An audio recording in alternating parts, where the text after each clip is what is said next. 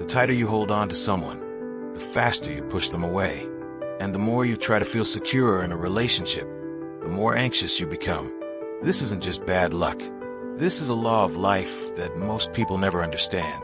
And today, I'm going to show you exactly why this happens and how one philosopher figured out the secret to ending this cycle of pain forever. Here's something that might sound crazy at first. What if the reason you feel so much pain in your relationships isn't because of what the other person did? What if it isn't about whether they stayed or left, whether they loved you enough, or whether they were loyal? What if the real source of your suffering has been hiding inside you this whole time, and you just couldn't see it? Alan Watts was a British philosopher who spent his life studying Eastern ideas and explaining them in a way that anyone in the West could understand. And one of the most important things he ever taught was this simple truth. Attachment is the root of suffering.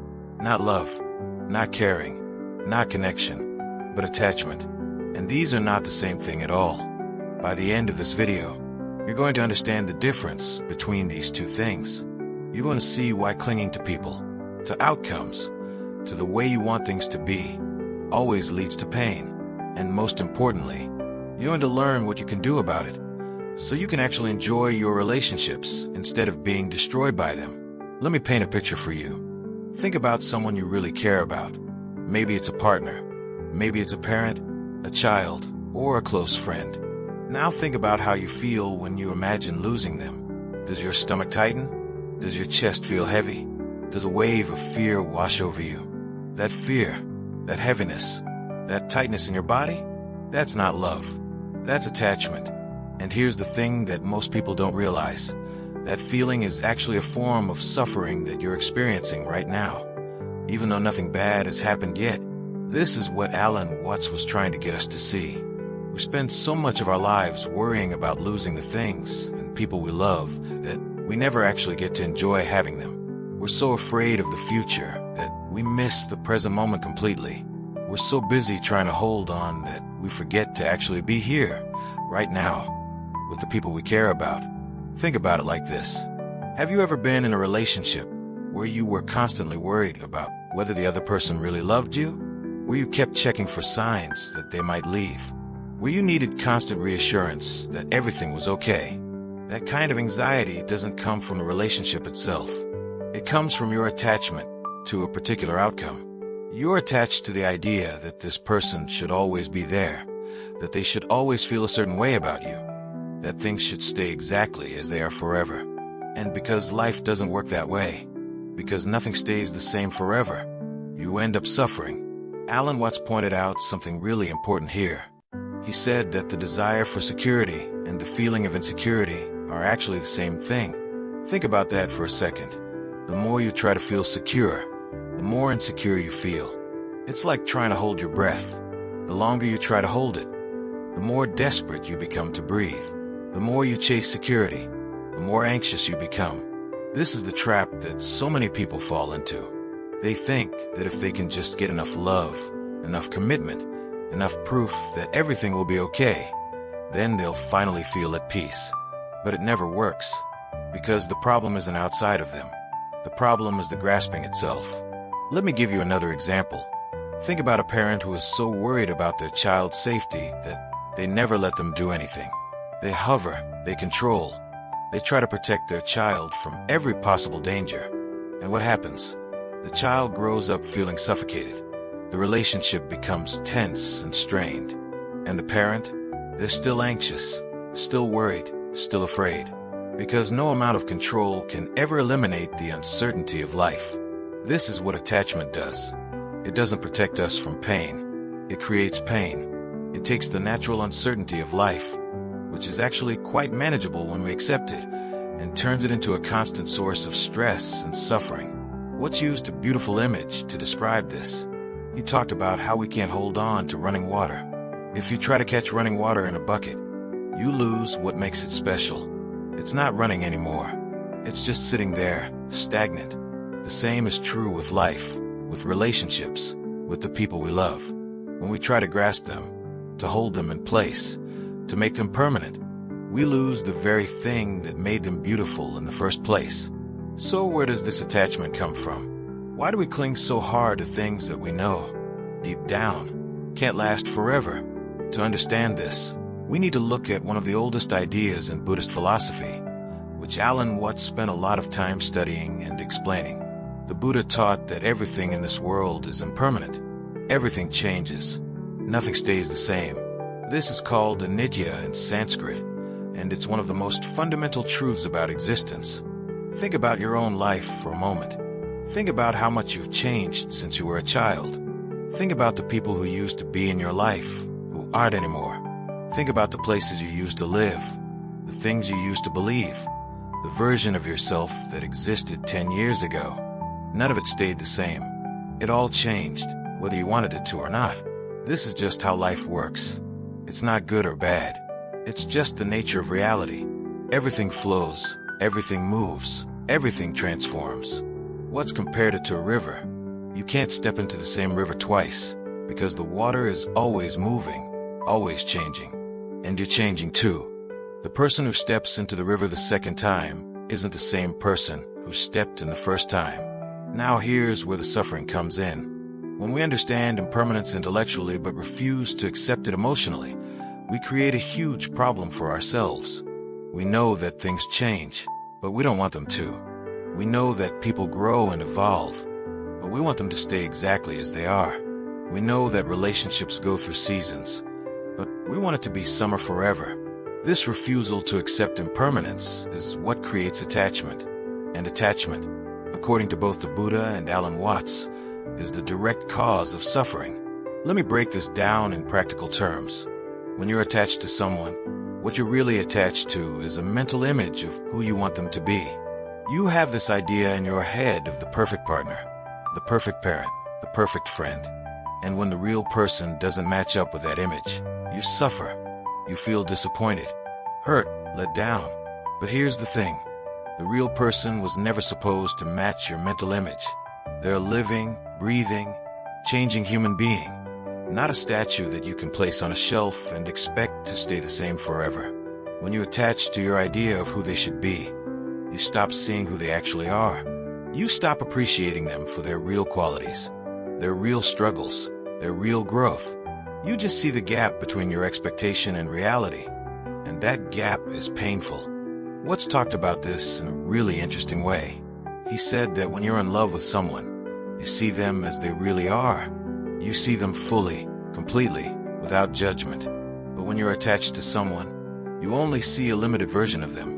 You see what you want to see, what you need to see, what fits with your story. And that's not really seeing them at all. This is why attachment and love are so different.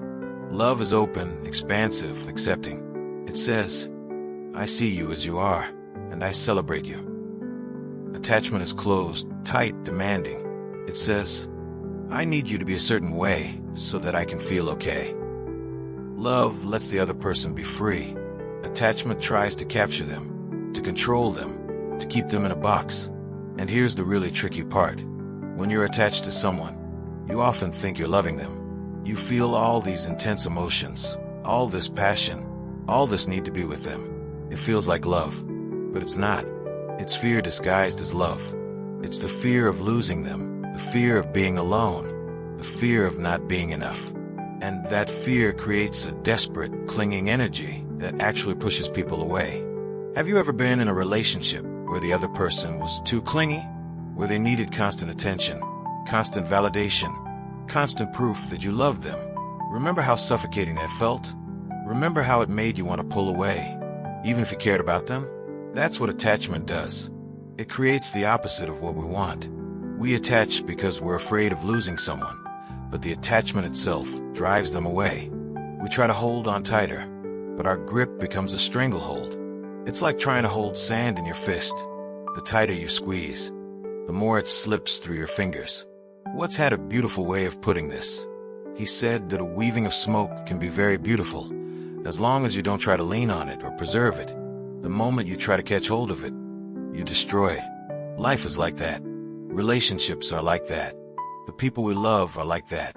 They're beautiful precisely because they're flowing, changing, alive. And the moment we try to freeze them in place, to make them permanent, to hold onto them too tightly, We destroy the very thing we were trying to preserve. Now let's talk about something that affects millions of people, the fear of abandonment. This is one of the deepest and most painful forms of attachment, and it causes tremendous suffering in relationships. The fear of abandonment usually starts in childhood. Maybe your parents weren't emotionally available. Maybe someone you loved left unexpectedly. Maybe you experienced rejection or neglect at a young age. Whatever the cause, this fear gets planted deep inside you, and it colors everything you do in your adult relationships. When you have a fear of abandonment, you're constantly on alert for signs that someone might leave. You analyze their every word, their every action, looking for proof that they're pulling away. You need constant reassurance that they're not going anywhere. And no matter how much reassurance you get, it's never enough. Because the fear isn't really about this particular person or this particular relationship. It's about a wound that you're carrying from your past. Alan Watts would say that this fear of abandonment is actually a fear of impermanence taken to an extreme. You've experienced the pain of loss before, and you never want to feel it again. So you try to create certainty where no certainty can exist. You try to hold on to people so tightly that they can never leave. But this strategy never works because it's based on a fundamental misunderstanding of how life works. Here's the truth that Watts was trying to help us see. You cannot avoid the pain of loss by avoiding loss itself. People will leave. Relationships will end. This is inevitable. The only question is how you will relate to this reality. Will you spend your whole life in fear of it? Or will you accept it and live fully anyway? This is what Watts meant when he talked about the wisdom of insecurity. He wasn't saying that we should be reckless or that we shouldn't care about our relationships. He was saying that trying to make ourselves secure in an insecure universe is a recipe for suffering. The more we chase certainty, the more anxious we become. But when we accept uncertainty, when we make peace with the fact that nothing lasts forever, something amazing happens. We stop suffering so much. We start to actually enjoy our lives. Think about it this way. If you knew for certain that a relationship was going to last forever, would that actually make it better? Maybe in some ways. But it would also take away something important. It would take away the preciousness of each moment. It would take away the urgency to appreciate what you have right now. It would turn the relationship into something predictable, something safe, something maybe even a little boring. The uncertainty is part of what makes love meaningful. The fact that the other person could leave, but they choose to stay. The fact that nothing is guaranteed, but you're showing up anyway. The fact that you're both taking a risk, opening your hearts, being vulnerable with no guarantee of how it will turn out. That's what makes love beautiful. That's what makes it matter. Watts talked about falling in love in a really interesting way. He pointed out that we say falling in love, not rising into love. There's something about love that involves letting go, surrendering control, taking a leap. When you fall, you lose control. You can't predict where you'll land. You just have to trust. This is the opposite of what attachment does. Attachment tries to control everything. It tries to eliminate risk, to guarantee outcomes, to make everything safe and predictable. But love requires the opposite. Love requires us to let go, to surrender, to be vulnerable. Love says, I don't know how this will turn out, but I'm willing to open my heart anyway. And here's the really interesting thing. The willingness to lose is what allows us to truly have. When you're not desperately clutching at someone, when you're not trying to control them or own them, when you accept that they could leave at any time, something shifts. You become more relaxed. You become more present. You become more attractive, actually, because you're not giving off that desperate, needy energy anymore. And the relationship becomes healthier because it's based on freedom rather than fear. This is what Alan Watts meant when he said that you can't hold on to running water. The moment you try to possess love, to own it, to lock it down, you kill it. Love needs freedom to breathe. It needs space to grow. It needs the possibility of change to stay alive. Now we need to go a little deeper, because underneath our attachment to other people is an even more fundamental attachment, our attachment to ourselves. Or more specifically, our attachment to the idea of ourselves as separate, isolated individuals. This is one of the most profound things that Alan Watts taught, and it takes some time to really understand. But once you get it, it changes everything. Here's the basic idea. Most of us walk around believing that we are separate from the world around us. We think that there's an I in here, and everything else is out there. We draw a boundary around our skin and say, "This is me. Everything else is not me." And from this sense of separation comes all kinds of suffering. Waves in the ocean. A wave might look like a separate thing, but it's not really separate from the ocean. It rises up, it has its moment, and then it goes back to being ocean again. It was never really separate to begin with. The same is true for us. We arise from the universe. We have our moment of existence, and then we return to the universe. We're not separate from the world around us. We're made of the same stuff. We're connected to everything else in ways we can barely begin to understand. Now, what does this have to do with attachment and relationships? Everything. When you see yourself as a separate, isolated individual, you need other people to complete you. You need their love, their approval, their presence to feel whole. You're like a puzzle piece looking for the other pieces to fit with. And when you find someone who seems to complete you, you cling to them desperately, because without them you feel incomplete. But when you understand that you're not really separate, that you're already connected to everything, that you're already whole and complete, your relationship to other people changes completely. You no longer need them to complete you. You can enjoy them, appreciate them, love them, without that desperate clinging energy. You can be with them fully, while also being okay if they're not there. This is what Alan Watts meant when he said that loving yourself is impossible without loving everything else. The self and the other are not really separate. They arise together, like the two ends of a stick. You can't have one without the other. When you truly understand this, the boundary between self and others starts to dissolve, and a different kind of love becomes possible. This kind of love isn't based on need. It's not about filling a hole inside yourself. It's more like an overflow, a natural expression of your fullness. People who have this kind of love are like the sun, which gives off light naturally, without trying, without demanding anything in return. They give because giving is their nature, not because they're trying to get something back. Watts compared such people to rivers. They stream, they flow, they give naturally, and when they have things, they tend to give them away. Because holding on to things doesn't make sense when you understand how connected everything is. They don't need to hoard love or attention or resources, because they know that there's always more coming. They trust the flow of life. This is very different from the anxious, grasping love that most of us experience. That kind of love is based on scarcity, on the fear that there isn't enough to go around. It says, I have to hold on to this person because I might not find anyone else. I have to keep this relationship because being alone is too scary. But the love that flows from wholeness says something different. It says, I'm already complete. I don't need you to make me whole, but I choose to be with you because being with you is beautiful. Can you feel the difference between those two energies? One is tight, desperate, fearful. The other is open, relaxed, generous.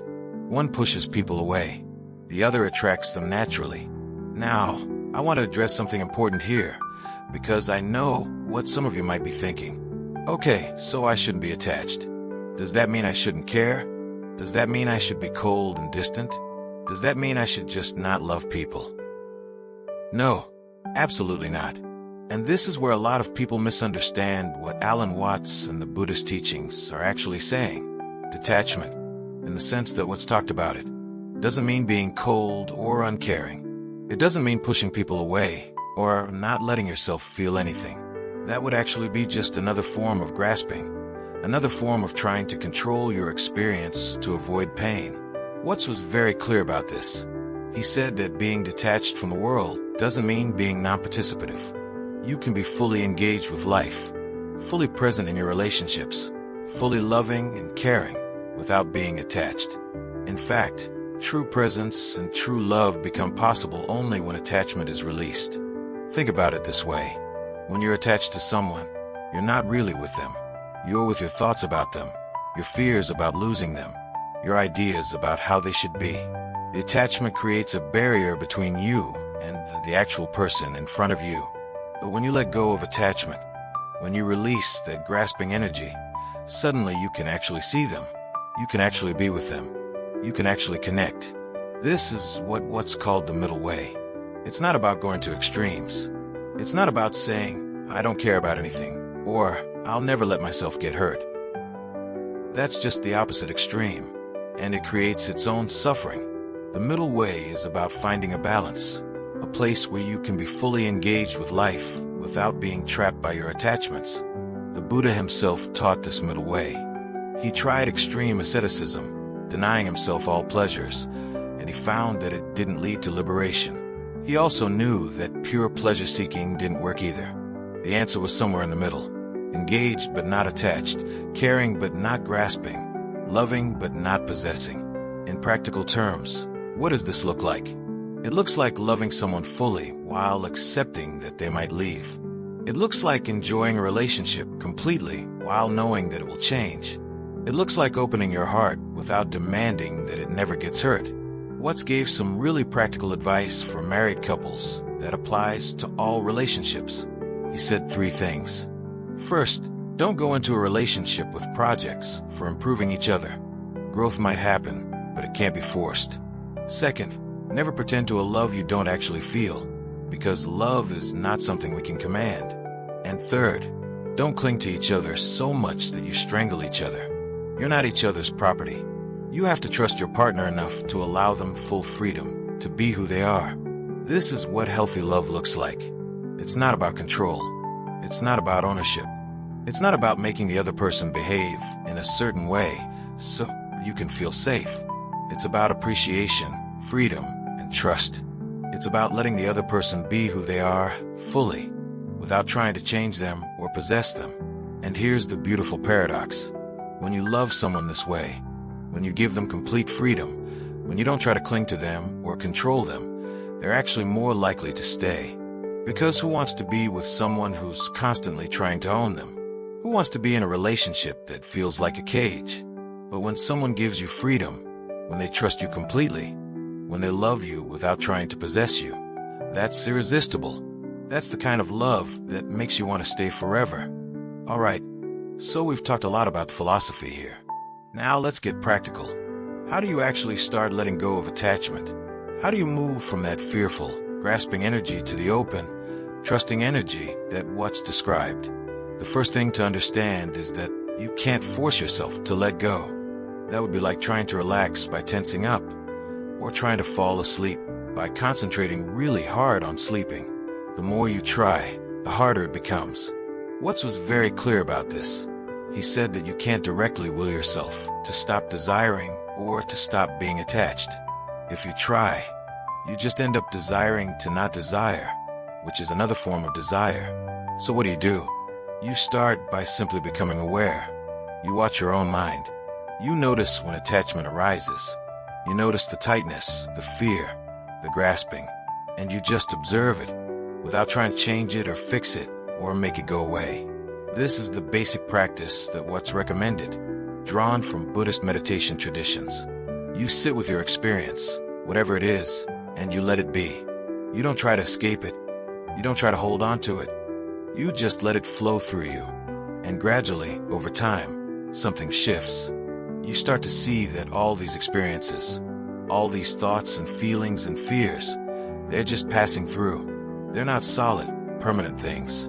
They're like clouds moving across the sky. You don't have to grab onto them. You can just watch them come and go. The second thing you can do is practice appreciating things without trying to possess them. Watts used the image of a flower to explain this. If you love a flower, don't pick it, because if you pick it, it dies and ceases to be what you loved. Love is not about possession. It's about appreciation. You can love the flower, enjoy the flower, be grateful for the flower, without needing to own it or keep it forever. Apply this to your relationships. Can you appreciate the person you're with right now, in this moment, without needing to own them? Can you enjoy them without demanding that they stay forever? Can you love them without trying to control them? This is the practice. It's simple but not easy.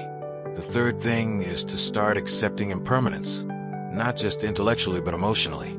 This means sitting with the fact that everything changes. It means looking at the people you love and acknowledging, really acknowledging, that one day they won't be here. It means looking at your own life and accepting that one day you won't be here. This might sound morbid, but it's actually incredibly freeing. When you truly accept impermanence, you stop taking things for granted. You start appreciating what you have right now, instead of worrying about losing it in the future. You become more present, more grateful, more alive. The awareness of death makes life more precious, not less. Watts talked about this a lot. He said that the fear of death is really the fear of life, because life and death are not opposites. They're two sides of the same coin. Life contains death within it, just as death contains the seed of new life. When you accept this, when you stop fighting against the natural flow of existence, something opens up inside you.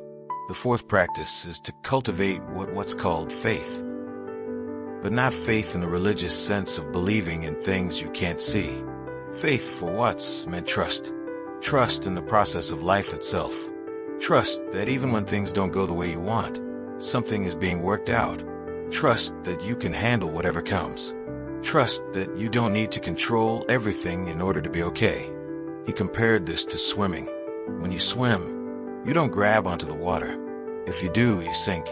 Instead, you relax into it. You trust it to support you. You move with it rather than against it. Life is the same way. When you try to grab onto it, to control it, to make it do what you want, you struggle and suffer. But when you relax into it, when you trust it, when you move with it, you float. This kind of faith takes practice. It doesn't come automatically, especially if you've spent your whole life trying to control everything. But it can be developed. And the more you develop it, the more peaceful your life becomes. So what happens when you actually start to release attachment? What does life look like on the other side? First, your relationships improve dramatically. When you stop clinging to people, they can feel it. They don't feel suffocated anymore. They don't feel like they have to take care of your anxiety or constantly reassure you. They can just be themselves, and you can just be yourself. And there's a freedom and ease in the relationship that wasn't there before. Paradoxically, this often makes people want to be with you more. Because what people really want in relationships is to be loved for who they are, not for who you need them to be. When you release your attachment, when you stop projecting your needs and fears onto the other person, they feel truly seen and accepted. And that's the most attractive thing in the world. Second, your anxiety decreases massively. So much of the anxiety that people feel in relationships comes from the fear of loss, the constant worrying about what might happen in the future. When you accept impermanence, when you make peace with the fact that nothing lasts forever, that source of anxiety simply disappears. You can still care, you can still love, but there's a fundamental relaxation that happens when you stop fighting against reality. Third, you become more present.